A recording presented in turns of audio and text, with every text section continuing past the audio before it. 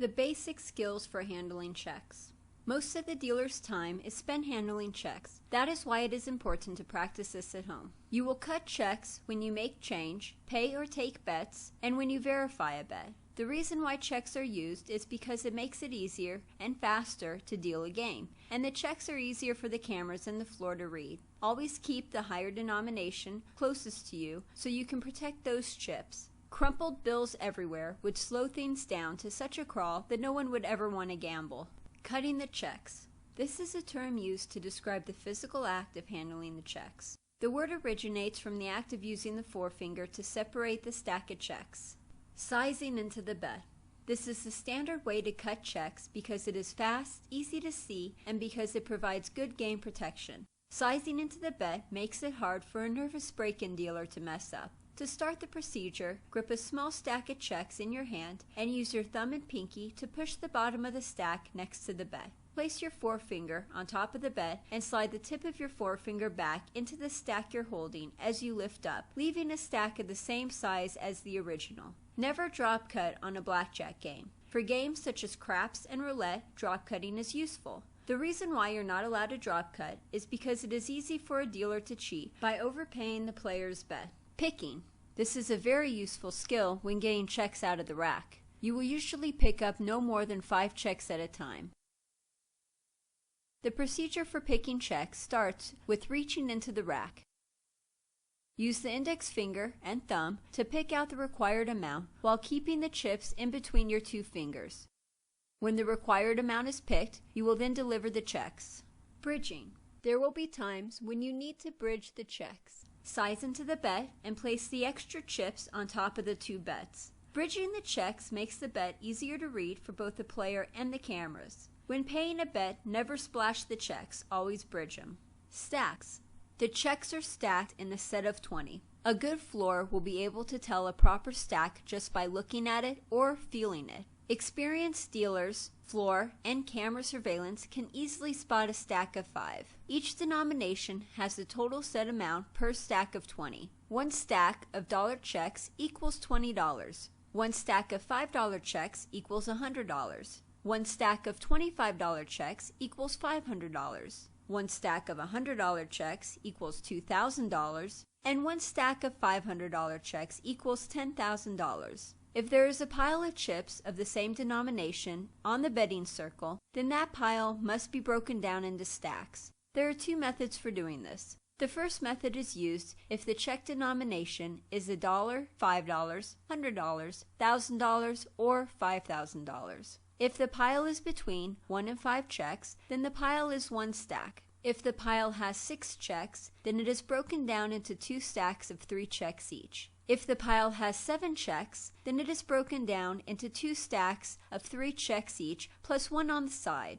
If the pile has 8 checks, then it is broken down into 2 stacks of 4 checks each. If the pile has 9 checks, then it is broken down into 2 stacks of 4 checks each, plus 1 on the side. And if the pile has 10 checks, then it is broken down into 2 stacks of 5 checks each. When handling a 20 stack of $1,000 or $5,000 checks, always prove the last stack of 5 checks. Buy 2 stacks of 2 checks each, plus 1 on the side. $500, $1,000, and $5,000 checks are not to be used unless directed by the floorman. The second method is used if the check denomination is $25 or $500. If the pile is between 1 and 4 checks, then that pile is 1 stack. If the pile has 5 checks, then it is broken down into 1 stack of 4 checks plus 1 on the side. If the pile has 6 checks, then it is broken down into 2 stacks of 3 checks each. If the pile has 7 checks, then it is broken down into 2 stacks of 3 checks plus 1 on the side. If the pile has 8 checks, then it is broken down into 2 stacks of 4 checks each.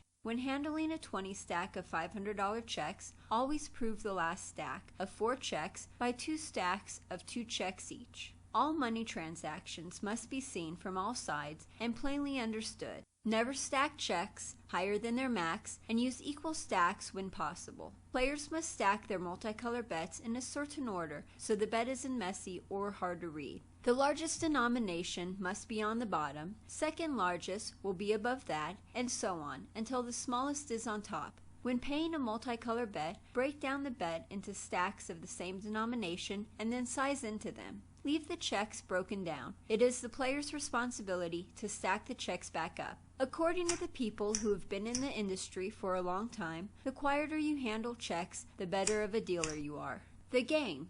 All bets must be made in the betting circle. Money or checks that are outside of the circle or in between the circles are to be considered invalid. Say no bet and push the checks back towards the player. Scan the layout to make sure that there are no players betting under the minimum or over the maximum, and that the checks are stacked correctly before you deliver a card. Once the card is dealt, there can be no changes to the bet. On a handheld deck, the players can only touch the cards with one hand. Do not let them hold the cards with two hands. On a shoe, the players may not handle the cards. If a player touches the cards, don't overreact. Explain the rules politely. Players should never touch other players' cards or the dealer's cards. Hitting the players' hands on a shoe game. Now that the cards have been dealt, it is time for the players to make their decisions. Start with the first bet on the left and wait for the player to indicate their decision with a clear hand signal. Do not take out a card until the player has made the signal. When the player makes a hand gesture, it should always be besides or behind their bet. As the dealer, you must make sure that the player never signals over his bet or in front of his cards, because this will block the view of the cameras and make it easier for the player to alter their bet. Never accept a verbal direction. The player must give a hand signal because the cameras need to be able to see the player give you his decision as a hand signal. If you ever deal someone a soft hand, for example a soft 13, then you must announce it as 3 or 13. Hitting the player's hands on a handheld game. The dealer will use their thumb to push the top card out. With your right hand, grasp the card with your middle finger and ring finger being on top and your forefinger and thumb under the card. Flip the card from bottom to top. Set the card in front of the betting circle. This is a quick delivery that keeps the dealer in control of how their table looks and keeps the game going. Hitting the dealer's hand.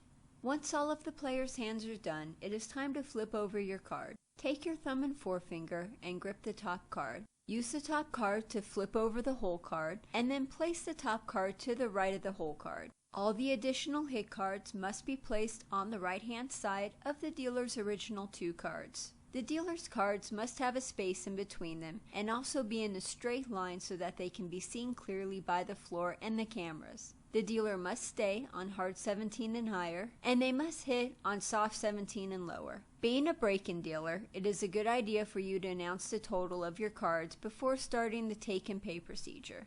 Taking and paying bets. The take and pay procedure will be performed many times per shift whenever a dealer wins or loses. Always make sure to start at the bet furthest to the right and go to the left. Compare the player's cards to your cards one at a time before moving on to the next hand. Always relook at the player's cards and mentally double check to make sure that you counted right. If the player loses, take the money first, as many checks as you can hold, and then put them in your rack. After all the bets have been gone through, pick up the cards. Sort the checks out after you have put the cards in the discard rack. Never sort through the checks on the table. If the player wins, pay the bet first. There are 2 different ways of paying the bet. The simplest way is called color for color, or you can convert. Pay all bets in the circle. Payoffs must touch all winning wagers. Double downs and splits may be paid outside the circle for clarity. After all the bets have been gone through, pick up the cards. Color for color. This term means you pay a uniform stack of checks with the same color and same amount of checks. Never touch or mess with a player's checks if you are paying color for color. There are times when paying color for color is inappropriate. One of those times is when a player already has a large stack or multiple stacks of the same color. This is a time where you want to convert. If you have a choice of color for color or conversions, then you want to go with color for color. This is the preferred choice for break-in dealers. Never throw or slide the checks at the player. Never leave part of a payoff with the player. If an incorrect amount is paid, bring the entire payoff back to the tray and then come back with the correct amount. When making payoffs, do not pass checks from one hand to the other. All payoffs must be made on the side of the bet. Never pay behind the bet and never pay on top of the cards. Only touch the player's bet to straighten the stack out before you start dealing. Read a bet that is over 5 checks, or break down a multicolor bet. Converting checks. This is a term used when a player has multiple checks of the same color and the dealer wants to pay that bet with a larger denomination. Make sure you are comfortable before you try conversions and convert only when necessary. It's not a good idea to try this if you're not comfortable with it. For example, if you give the player $50 but forget to take back $10, you would be giving him a larger payoff, which makes it look like you're cheating, and you could get fired. Do not convert a player into $500 denominations or above without the consent of the floorman. When is it appropriate to convert? When the dealer's rack is very low on one denomination and you're waiting for a fill, when the player is betting more than 5 checks of one color, and when the player has a large amount of the same color checks. Dirty money. This is a term used for checks that have previously been in play and have lost. Never pay a bet with dirty money. Instead, put the dirty money in a tube in your rack and then pay with clean money, which is checks taken out of the rack that haven't been used in this hand. This helps, too, if there is ever a problem with a bet. The floorman knows what direction you pick up the money, and since the highest amount is on bottom, a floorman knows which bet is whose without having to call the cameras. Working out of the rack. Always use the tube of color that is furthest from the center. If you use your right hand to pay the right side of the table, then use the right side of the rack. The same goes with the left hand. Start with the outside tubes and work your way in. You can move checks around to make it look cleaner. Reading the rack. Each tube holds one type of denomination. Notice how the smaller denominations are on the outside and the larger denominations are in the middle, where the dealer is able to protect them better. Never store your checks in an assorted order. Always reorganize the rack so it is proper. Put a separator in between each stack of 20 checks of the same color, making the rack easier to read. Picking up the cards in order. How you pick up the cards is important. There will be times when a player will argue a hand, and you will have to call over the floor to run back the cards. In order for him to do his job correctly, you had to do your job and pick up the cards in the precise order. A dealer will never run back the cards on their own. Start the procedure by picking up the dealer's cards first so that they are on the top of the stack. That way, when the dealer's cards are run back, the dealer's cards are the first ones out. At some casinos, they will want the dealer's cards to be on the bottom of the stack or the last cards out, so make sure you know your house rules. Then, starting at the furthest hand to the right, pick up the cards right to left using your thumb and forefinger to catch them as you slide in the direction of the cards. Hold the cards angled so that the bottom left corner of the card sweep underneath the next card, moving diagonally. Place the cards in the discard rack. Picking up the cards on a handheld deck. Because the cards will be face down on a handheld deck, you need to know the procedure for picking them up. Start with the player on your right and then go left. Grab the tops of the cards and flip them from top to bottom. Do not roll the cards over with the deckhand. Lay the cards in front of their bets in the correct fashion and then complete the take and pay procedure before going on to the next hand. Discard rack. When the shoe is finished, take the remaining cards out and turn the undealt portion of the deck 180 degrees and place it in a random spot in the discard rack. Double down on a shoe game. The double down card is delivered face up and perpendicular to the last card in the hand. Double down on a handheld game. There are 2 ways to deliver a double down card on a handheld game. The first and most popular way is to place the hit card face down under the player's double down bet. The second way to deliver the card is face down and perpendicular to the last card. Doubling for less. This is an abnormal move and you must give an alert call to your floor by calling out doubling for less. If the player wins, make sure you pay each bet individually. Doubling on a hard 12 or higher.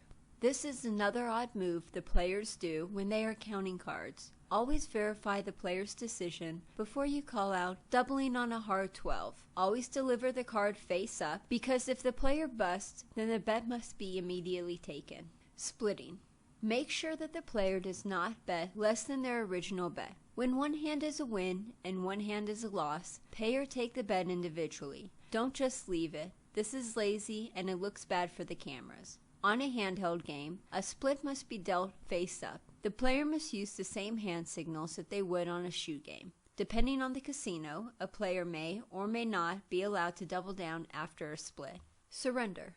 Surrender is available at some casinos. The player will announce surrender and using their fingers will draw a line behind their bet. You will take the player's bet and place it in the center left of the table. Then, with clean money, you will put up half of the amount of the bet. Place it on the center right part of the table where the cameras can see it. Then place the clean money in the betting circle. Pick up the cards and place them in the discard rack. If you have an ace-up card, do not allow surrender until you've checked to see if you have a blackjack. The player cannot take surrender if the dealer has a blackjack. Blackjack. If the player gets blackjack, then they get paid 3-2, or 1.5 times their bet. As soon as the bet has been paid, the card should be put in the discard rack. When it comes to paying a blackjack, the 3-2 payoff is easier than it looks. You just pay the entire bet plus half.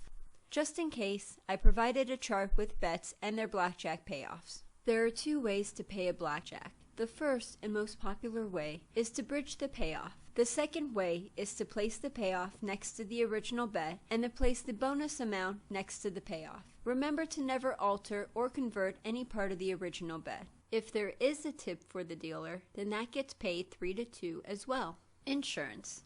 When you show an ace-up card, you will turn the card sideways and offer insurance while running your hand over the full length of the insurance line. Wait 5 seconds to give the players time to decide, but don't take too long because you need to keep the game moving. The players must place their insurance wagers on the insurance line for it to be a valid bet. As the dealer, you must check to see if the player is over the maximum amount, which is half of the original bet. When everyone has decided, run your hand back across the insurance line while saying, "Insurance is closed." Why do you need to say this? Because saying this protects you from a player who puts money on the insurance line after you flip the whole card and then claiming it was a legitimate bet. Even money. If a player has a blackjack and they insist on taking insurance, explain to them that taking even money is exactly the same thing. If you have an ace-up card and the player has a blackjack, then ask the player if they want even money. If the player says yes, then before looking at your whole card, pay 1-to-1 on the player's original bet. Take the cards and place them in the discard rack, and then check the whole card. The total amount of the insurance bet can be combined and placed on the insurance line in the middle. Single deck. You only have one cut card that must be placed on the bottom of the deck, so how do you know when to shuffle? You don't want to be all out of cards in the middle of a hand.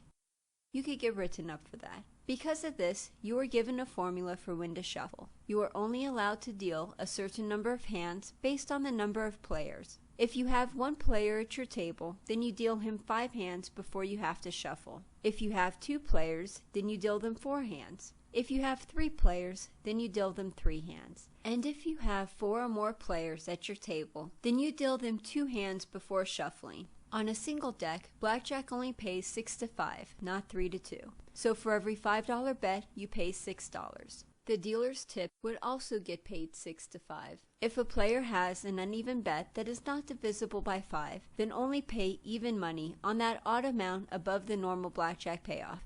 On most single decks, there is no mid-deck entry. This means that no new players can start playing until the dealer shuffles the deck. At some casinos, players can only double down on 9, 10, or 11 and cannot double down after a split.